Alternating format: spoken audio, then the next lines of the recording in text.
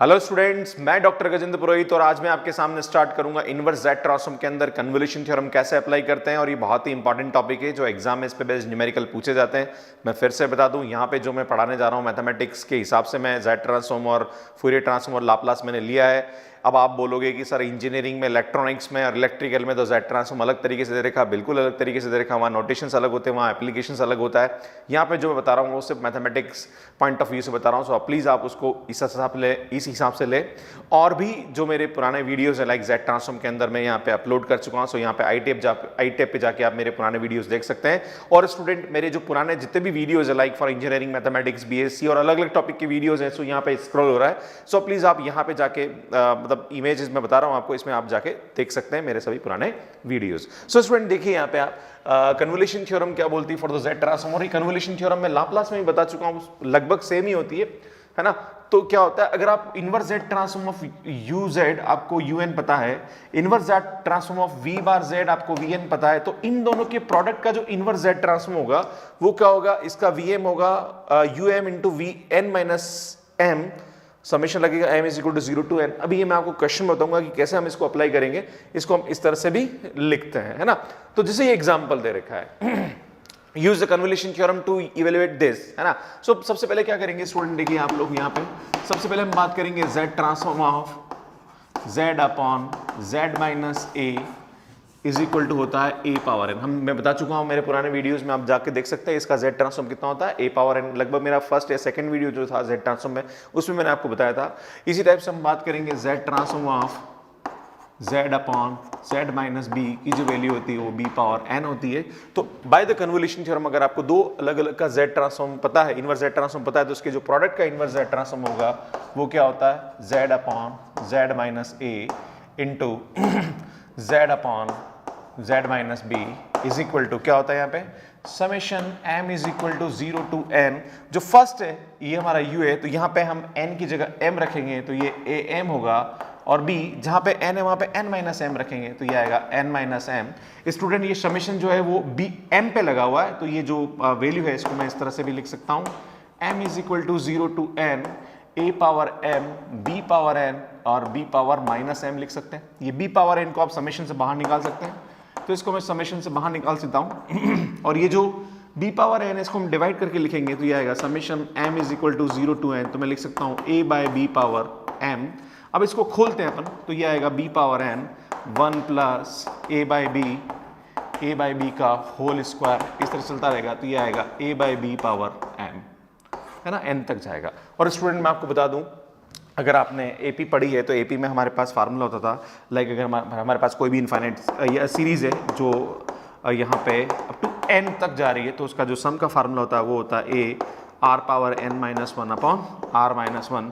अगर यहाँ पे r की वैल्यू क्या है 1 से बड़ी है तो उसका जो सम का फार्मूला होता है वो ये होता है ना। खैर यहाँ पे a की वैल्यू कितनी है 1 है, तो ये 1 इंटू हो जाएगा, राइट। तो वो का वही फार्मूला हम यहाँ पे लगाने वाले हैं। तो स्टूडेंट यहाँ पे जो r है वो कितना है a बाई b है, तो ये आएगा b पावर n, है ना। ये आएगा a by b power n minus 1 upon a by b minus 1। और इसको हम यहाँ पे क्या करेंगे स्टूडेंट, सिंप्लीफाई करेंगे। तो पहली बात तो मैं इसका एलसीएम ले लेता हूँ यहाँ पे, है ना। एलसीएम लेके हम इसको क्या करेंगे, कैंसल आउट करेंगे। तो कैंसल आउट करेंगे तो जो हमारे पास वैल्यू आएगी वो कितनी आएगी यहाँ पे a power n plus 1 minus b power n plus 1 divided by यहाँ पे आएगा a माइनस b। तो ये इसका क्या आएगा इनवर्स z ट्रांसफॉर्म आएगा by the help of convolution theorem. So मैं आपके सामने एक और क्वेश्चन लेता हूँ जिससे आपको पूरा कंसेप्ट क्लियर होगा। सो स्टूडेंट देखिए यहाँ पे एक और question, use convolution theorem of z inverse z upon z minus a का whole cube where n is greater than equal to 0।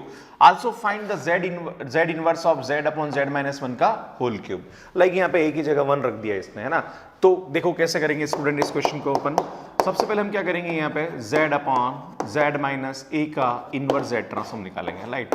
तो हम जानते हैं स्टूडेंट इसका क्या होता है a पावर n होता है। इसी टाइप से हम वापस इसी का z इनवर्स निकालेंगे तो कितना आएगा z upon z minus a। मैं वापस इसी को लिख रहा हूँ तो ये भी a पावर a नहीं आएगा। अब इन दोनों को मल्टीप्लाई करते हैं ना, मतलब कन्वोल्यूशन लगाते हैं, z upon z minus a into z upon z minus a।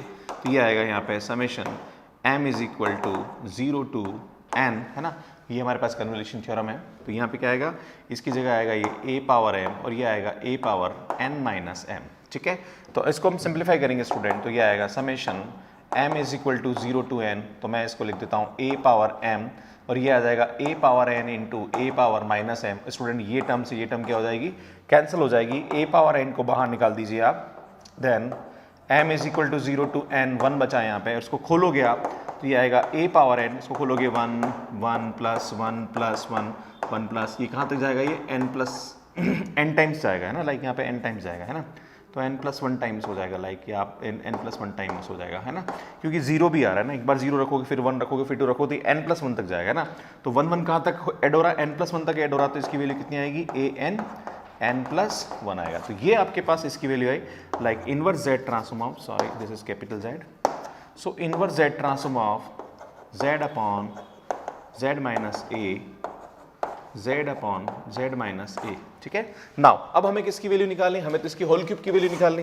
तो यहाँ से मैं इसको अगर मल्टीप्लाई कर दूँ तो स्टूडेंट मैं सीधा इसको लिख भी सकता हूँ, ऐसा क्या लिख सकता हूँ मैं इसको, इन दोनों को मल्टीप्लाई करेंगे, चलो इसको ऐसे ही लिख दो है ना, into z upon z minus a, इन दोनों को मल्टीप्लाई कर दीजिए आप, तो inverse z transform of z upon z square upon z minus, या इसको दोनों को मैं होल स्क्वायर कर देता हूँ, सबसे बेस्ट इसका इनवर्स z ट्रांसफॉर्म निकला आपके पास n प्लस 1, और आपके पास inverse z transform of z upon z minus a की वैल्यू किसके बराबर है, a पावर n के बराबर है।